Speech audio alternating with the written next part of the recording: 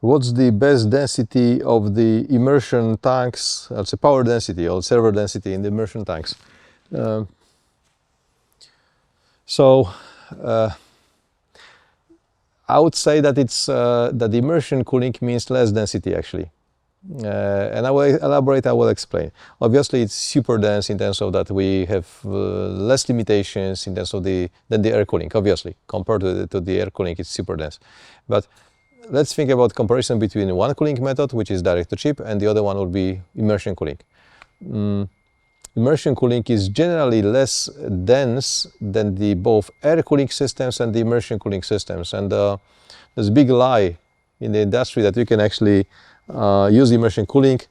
I would just use, let's say, something what we can see on those marketing flyers, that you have that pretty nice data hall full of racks, and then you can just squeeze that into the couple of tanks inside. So, or let's say here, large data hall, and it's all squeezed into, let's say, a couple of racks. And I'm not bashing the companies which are one of the major startups in the industry, which sold probably tens of the immersion tanks somewhere. But the reality is that the immersion cooling means that it's less dense than the both air cooling and obviously than the direct to chip cooling. So let's be honest about that one.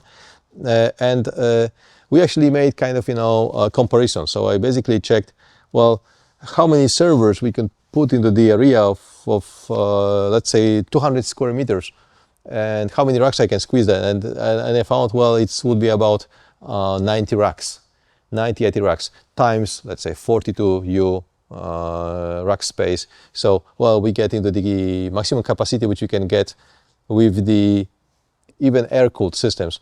I can squeeze in that area approximately, having the power per rack only 20 kilowatts, I can squeeze 1.8 megawatts in that location, let's say, having 20 kilowatts per every single rack. Fully possible, and obviously with the immersion, with the direct-to-chip cooling, I can push the envelope to 100 or more kilowatts per single racks. All possible, right? 200 square meters. 2 megawatts for now, air-cooled systems, 3,600 servers.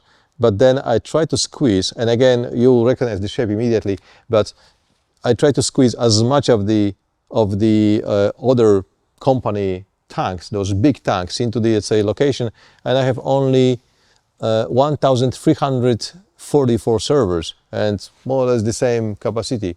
And I'm not bashing the company, not bashing the technology. It's just we need to be realistic in terms of what we are getting or what we can get from the immersion cooling systems. And for now, with the air-cooled systems, which are rack-based, vertically populated servers, we can squeeze 1,600, 1,800 servers into, let's say, the same area, and with the immersion cooling, almost half of that, right?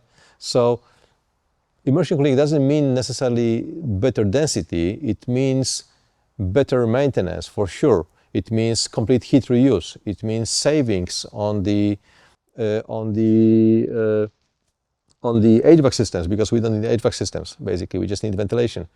It means ability to host the servers in the very tight spaces without any additional cost in edge applications. Yes, but in the large-scale data center operation, immersion cooling not necessarily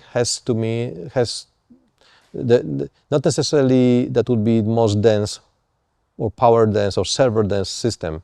Vertical racks do just fine, and the direct-to-chip cooling systems are also, well, very competitive compared to the immersion, because they basically use less material.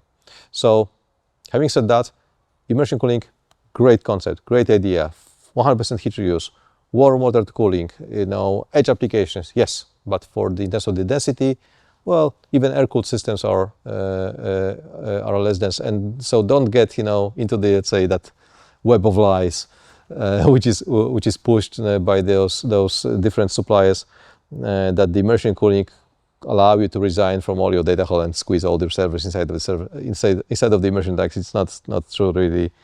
So yeah, that's what it is. So don't get yourself attached to the don't let yourself be attached to, let's say, the concept of those of that marketing ideas that you can squeeze all your data hall into the couple of racks or tanks and that will be fine. No, it's not true. Let's keep it real. Immersion is awesome. Immersion has its own set of advantages, but it doesn't necessarily mean that your data hall will be so much power dense compared to the air cooling. Obviously, it won't be more power dense with the immersion versus direct to chip. But yeah, but immersion is great for a couple of other purposes, as you may already know.